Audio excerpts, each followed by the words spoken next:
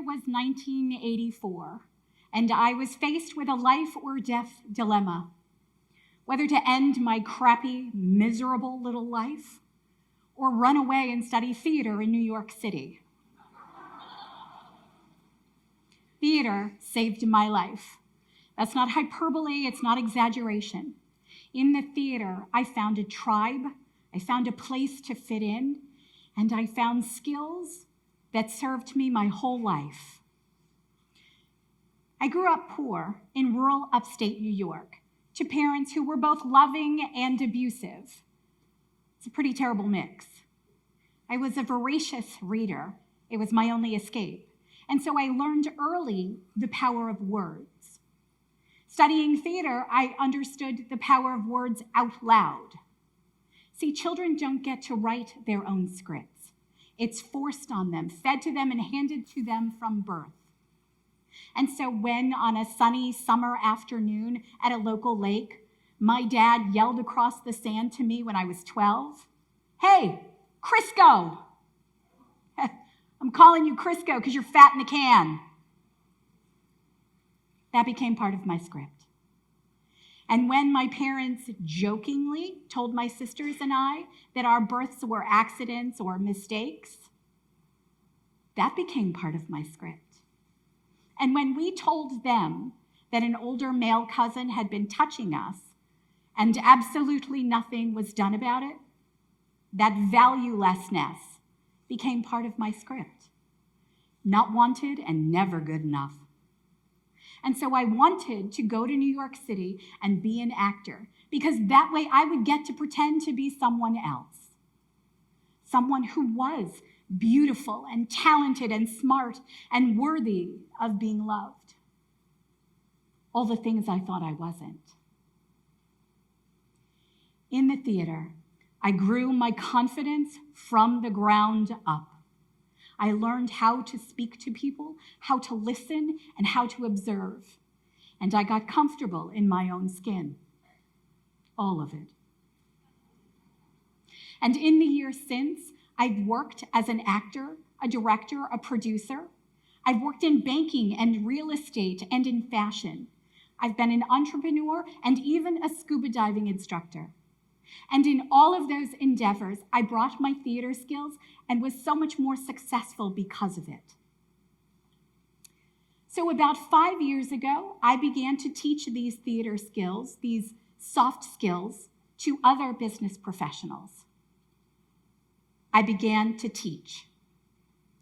And what I found was throughout all of the workshops, throughout all of the classes, the seminars, regardless of age, race, or socioeconomic position, something became very clear. Men and women speak very differently about themselves. Men seem to have a much easier time talking about their skills and abilities. Sup, I'm Derek. I'm a hell of a ball player. I make the most amazing pancakes you've ever had.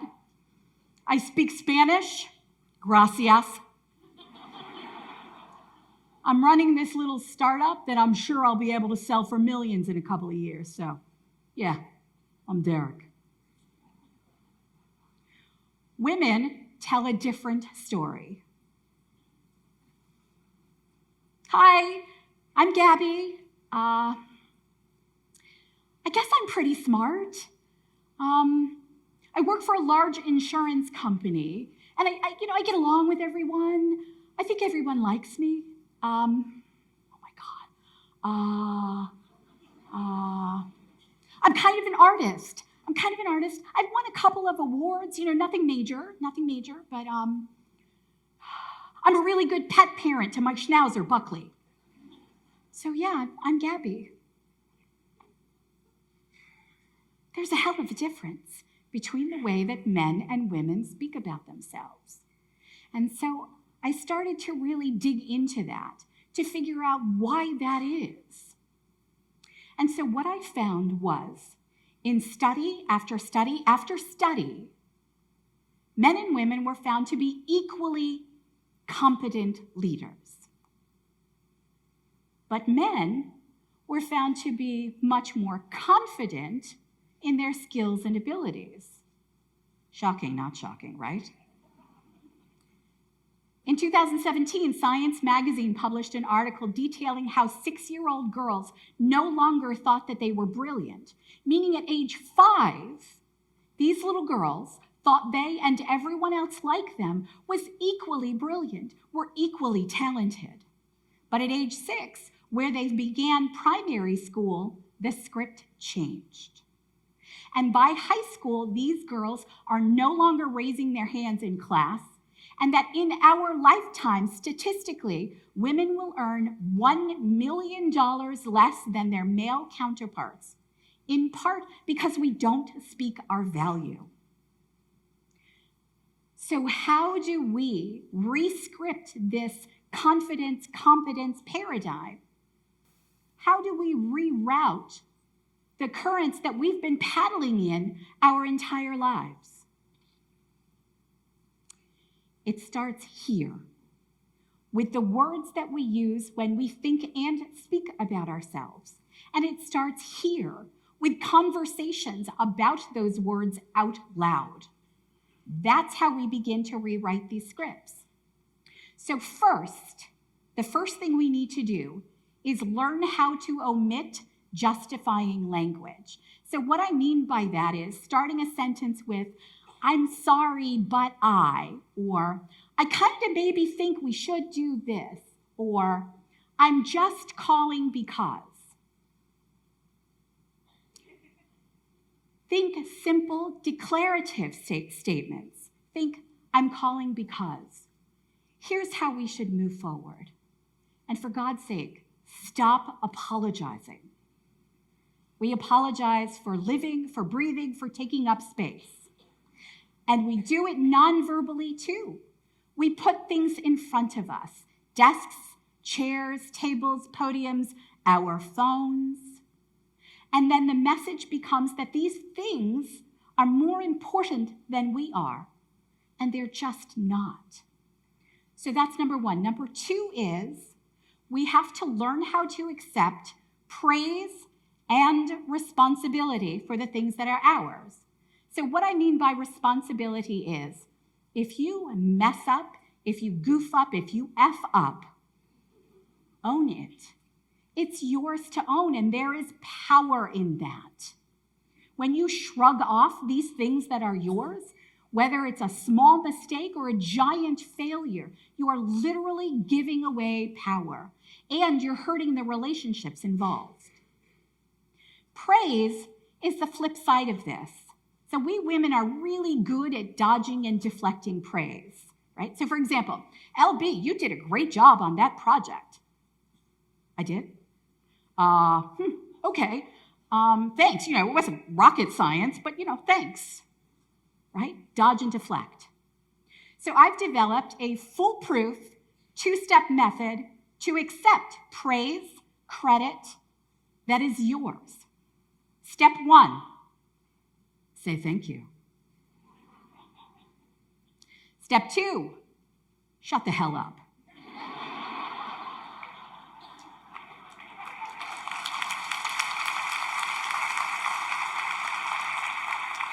Seriously, say thank you and stop talking. Let's put this into practice. When I give you the cue, I want you to say, "LB, you're a brilliant speaker." Ready? LB, you're a brilliant speaker. Thank you. And there you have it. Say thank you and stop talking. Stop diluting yourself. Accept the praise and the credit and the compliments that are yours. Accept what is yours to own, positive and negative. Now, the third most important thing that you can do to reroute these scripts is to get really good at saying what you're good at. And I know that sounds like a twisted interview question, but we don't give ourselves space to say out loud how amazing we are and why we're amazing. And so here is how you jumpstart that conversation. You complete these statements. I excel at. I'm really good at. I'm a freaking rock star at. And you keep redrafting these statements the rest of your life. Give this to your sons and your daughters, to your friends. Have conversations about how awesome you are out loud. Give this to your mom and your dad. Share this idea with everyone, because that is how we get to reroute these currents we've been paddling in. Now, before I wrap up, I want to speak directly to the women in the audience. Okay. I want to give you some math. I know it's bizarre, the theater person talking about math, but bear with me. This is special math. It's special because I made it completely up. So you know it's good. Because words matter. Words are the scripts, become the narratives, become our lives. And so we have to decide how we're going to use them. Here you go. A plus or minus A, plus or minus A, plus or minus A, plus or minus A does not have to equal B. Because a woman is and or calls herself